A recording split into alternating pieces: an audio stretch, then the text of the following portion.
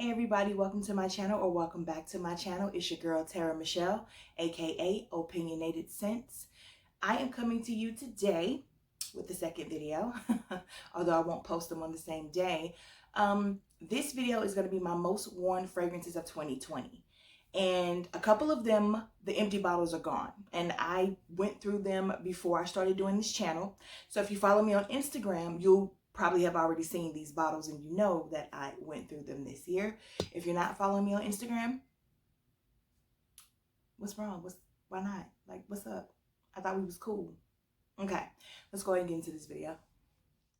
I am going to go ahead and start with the bottles that I had to repurchase clearly, so they're full, but I went through a 1 ounce or 1.7 ounce of this. I'm not sure, but I really do think it was a 1 ounce this year. This is the original, the best one, the everything, and then some Olympea by Paco Rabanne. I love this. It's a salty sweet caramel scent. I think it's like salt, vanilla, and caramel. Maybe no caramel. It's been so long since I look at the notes. I don't care. This is the most versatile perfume that I think I own. Whenever someone has ever asked me if you can name, your top universal scent, meaning you could wear it all seasons, day or night, it's Olympea for me. This is daytime, it's nighttime, it's winter, summer, spring, fall. It doesn't matter. Olympea is the queen. Top 10 for life. Has been for quite some time. The next one is none other than Poison Girl EDP by Dior. This is also a top 10 for life. I freaking love this. My husband loves this. It's like a dreamsicle, orange dreamsicle, creamsicle, little slightly root beerish, but the root beer goes away really, really quickly. And I only get it like every 10th time that I wear it. But I also went through a 1 ounce of this. I wore this like every day for a month straight. Why do I sound like a valley girl? How many times did I just say like? Let's try that again. Okay. I wore this for like a month straight, like almost every day. I just said it again. I'm done. I'm going to do these two together. This is Mon Guerlain Florale, and this is the original Mon Guerlain, or the Parfum. So I went through a 1 ounce of this. I also went through this size last year. Like, this is my #1 perfume of all time. If you've been following me, you already know that, so it's no surprise. But I went through a 1 ounce of this year. And when it comes to the Florale, I went through a 1.7 ounce this year. So, baby, I love these two, 100%.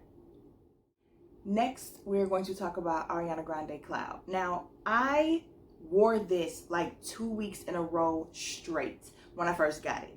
And then like at the end of that 2 weeks is when I got the original, the original.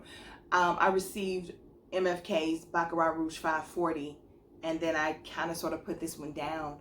The reason I purchased this one was because I heard it was so much like Baccarat Rouge and I loved it and had gone through all of my samples. So to receive the original as a gift, of course, we know, I just didn't reach for it anymore. And I hate that. I am going to start wearing this again in 2021. I would love to finish this bottle because it is so near and dear to me. It's a beautiful lavender scent. It's lavender. I believe it's vanilla. It's like sweet, maybe some marshmallow or whipped cream in it. Again, everybody's heard about Cloud. I seriously doubt there's anybody who's watching me right now who has not heard about all of the hype surrounding Ariana Grande's Cloud. It's well worth it. I think this is one of those perfumes that's been hyped up that is absolutely worth it. And if you can't afford MFK 540, this is a great dupe. Side by side, they don't smell alike to me. But based on what you remember about MFK, when it's not in the room and you're just going off like what your senses remember, this is an excellent dupe. This is Vaniglia by Mazzolari. And this is my second favorite of all time, vanilla. This is the sweetest, most edible cupcake, sugary, rot your teeth out of your mouth vanilla that you're gonna find. That I found anyway. It's exquisite and it's just vanilla. Oh my God, this is so good. This is so good. It's $200, so it better be good. But Mazzolari's Vaniglia. The original Jean Paul Gaultier Scandal. I love it.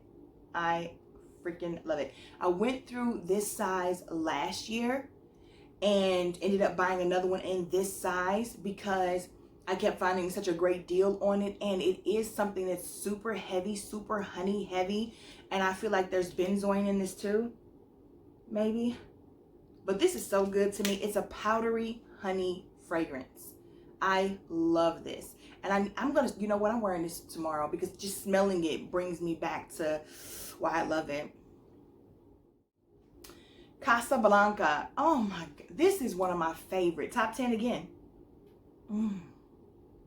I remember when I first smelled this and there was like a synthetic note that I thought was oud, and I was just like, what is this?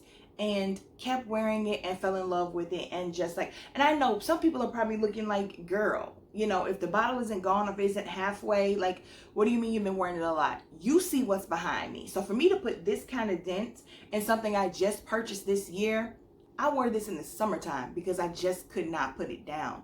It was just that good to me. This was also one I purchased new this year, and it was on a recommendation from Paulina Shar. This is, I can't say that first, I call it Jasmine Wisp by Rasasi. This is a fruity, I mean, I thought there was oud in here, but I was talking to Lulu the other day and she was like, girl, I have that. There's no oud in it.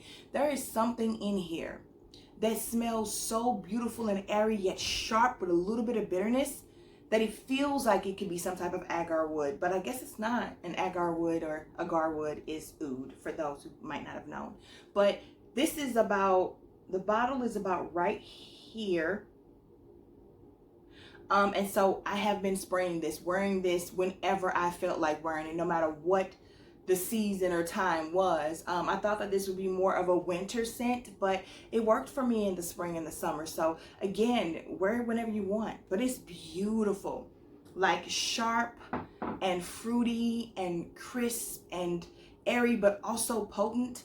Like, it's one of those ones, it's a combination of words that you don't think go together. Like, how is it airy and, you know, fresh, but also potent? Smell it, you'll understand. This is Azzaro's Wanted Girl. I recently bought this. I want to say this was like September. And look at what I did. Look at that. That's a huge, I started wearing this the moment that I bought it. A little bit of a hype started to kick up about it on YouTube. I had to have it. I believe my girl Rebecca Quayazo, Becky, was talking about it, so I purchased it. Or was it Amber Chantal? Somebody talked about it, and then once it was in the mail to me, somebody else started talking about it, and so I was like, okay, I think I did the right thing because, you know, people are really feeling it. This is sexy. Oh, this is like the perfect amount of sweetness. It is a little spicy. It's very sexy, very romantic, very much for date night, I think. But I've also been wearing it to work because I just like the way it smells. It smells good, so I wore it. But oh, I love having this in my collection. This is definitely a repurchase for me. You guys know, look, one day it'll be a repurchase because right now I need to be repurchasing nothing. This was the best, most exquisite purchase from a celebrity scent that I ever made in my life. And oh God, I love this. Truth or Dare Naked by Madonna. I try to stay away from using it too much because it's discontinued. It's hard to find. The price is ridiculous. I'm not doing that. And so, yeah, but I love this. This is a spicy vanilla fragrance. This is so good. Madonna put her foot in that, baby.